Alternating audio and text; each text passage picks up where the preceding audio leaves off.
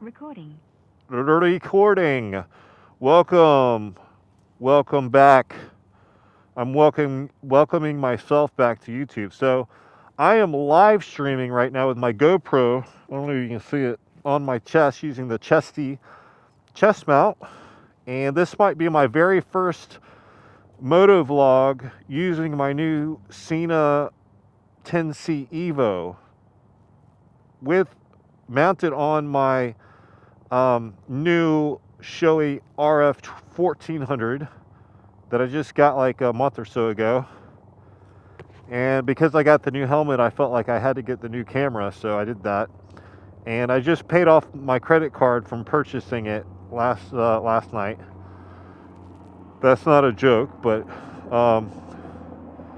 so I've been live streaming on Facebook right now for like an hour, and I've got a few friends that were watching. I think they all kind of fell asleep.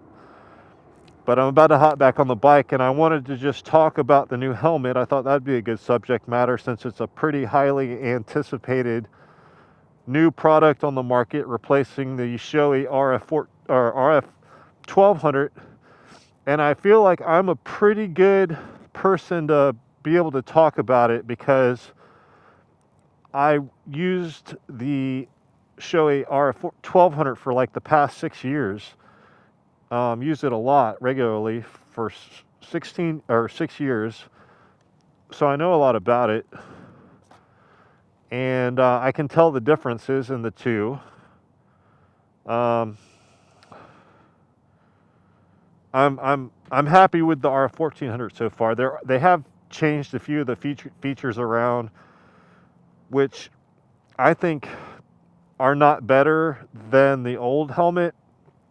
One being the face shield lock here. It's on the front instead of being off to the side. It was easier to open the shield before. Now it's a little difficult to open the shield sometimes, but it's not a big deal. You kind of get used to it. Once you know what to do, it's not that big of a problem.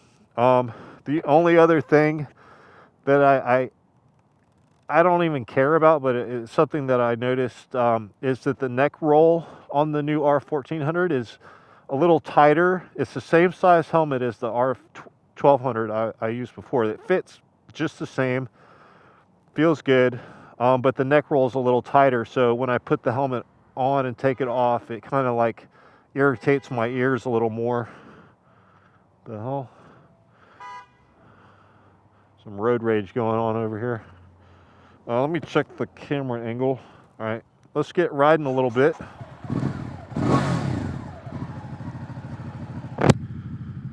So hopefully the SHOEI footage turns out. I don't know. I don't even know if like the camera angle's correct yet or not, but trial and error.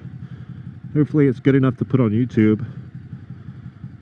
And I'm gonna ride for about 10 or 15 minutes and then stop, cut the live stream, and probably head home, drink a beer, Miller Lite. I keep going back to Miller Lite. Like, I haven't found anything better than Miller Lite yet. Yingling, I call it Yangalang, is kind of like a watered down version of Miller Lite. And I tried Corona. Corona's not bad, but it's probably better for you. But I like the taste and everything of the Miller Lite. I keep going back to Miller Lite.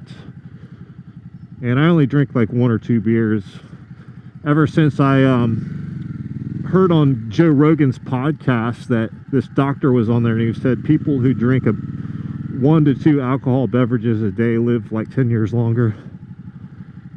And I was pretty well stressed for a while, so I'm trying to kind of loosen up a little bit. And so far so good. I don't always like that sedated feeling of after drinking alcohol, but sometimes it helps you relax. So back to the helmet. I want to say it is more quiet, which is like the reason for the neck roll being more snug. It's supposed to help with the wind noise. and I think it actually does. I am not wearing earplugs right now. I never rode without earplugs.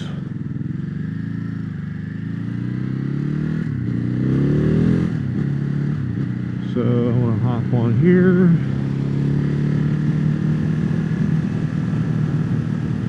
And you know, I mean, it's hard to tell. It's so like, it's such a small difference. But I almost want to say it's slightly more aerodynamic. The wind noise is a little better. It's just a little better in every way, except for the features I don't really care for. I would have been fine with them leaving the overall design of the helmet the same way. I mean, the shield mechanism and the neck roll, but you know, it is quieter. I can almost be certain that it is. I'm doing like 70 miles an hour right now, and it's no earplugs, and I think the RF-1200 would have been a lot louder. But yeah, I mean, it's hard to beat, you know. I agree with Anthony on RevZilla. If you're familiar with that, if you like to do motorcycle shopping online, Anthony used to make the videos for like reviews of gear, and he said in his RF-1200 video that he thought it was the best helmet, like the best all-around sport helmet on the market, and I don't disagree with that.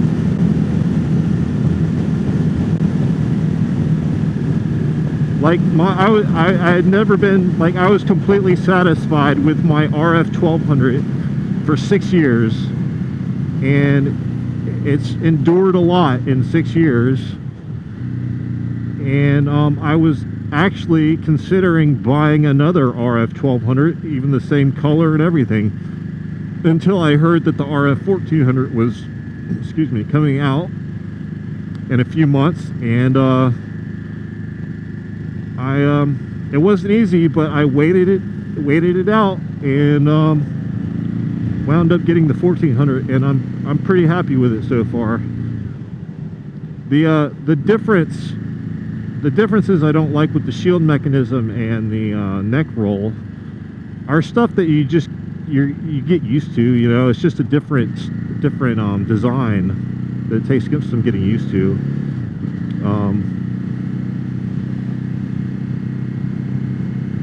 But one of my deal breakers with other helmets is they don't offer the transitions shield that gets dark in the sunlight. And they had it for the RF-1200 that I had on my helmet for years, and it did really well. Still works fine, changing from clear to dark.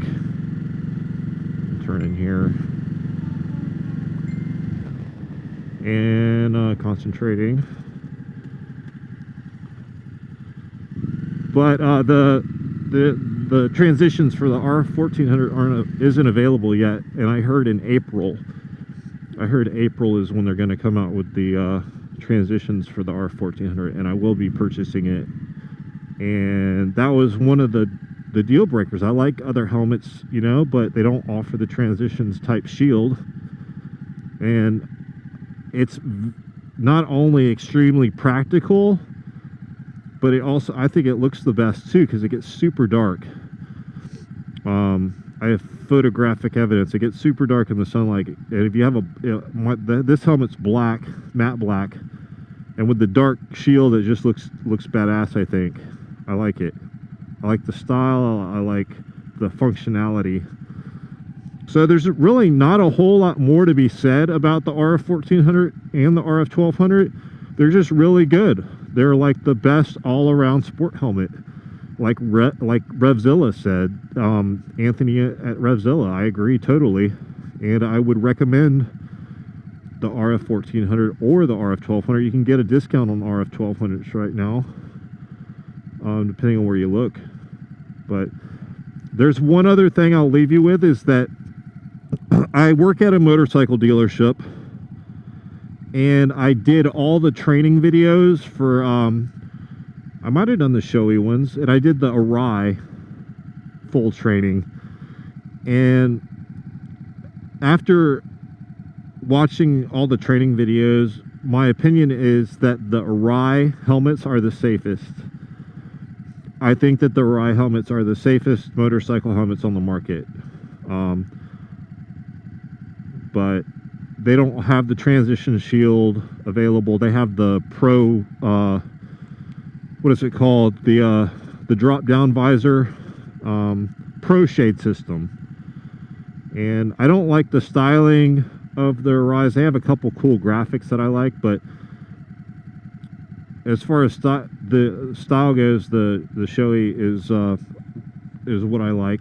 But I do think that the RIs are a little safer, with the completely round helmet shape, so that it actually skips off of imperfections in the road better if you do crash.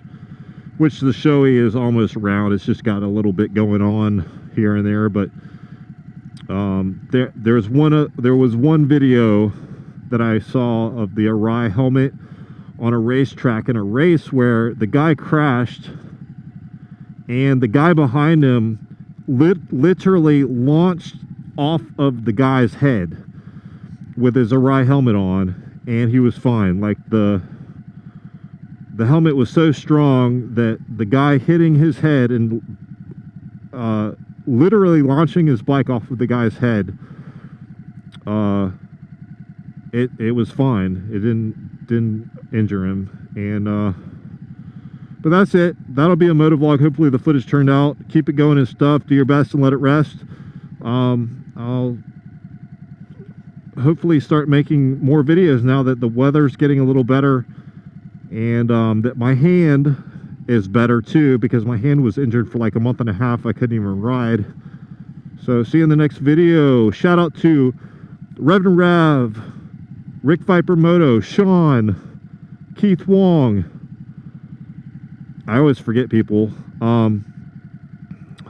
Who else regularly comments on the videos? Jacob, Phil, I don't know if you'll see it. Roadside Channel.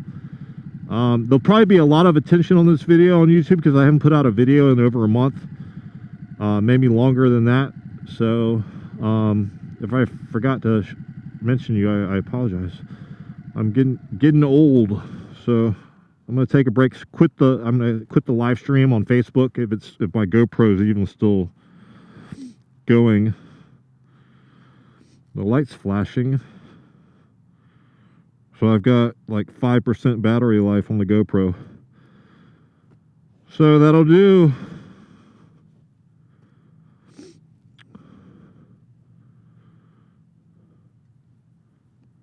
I love you.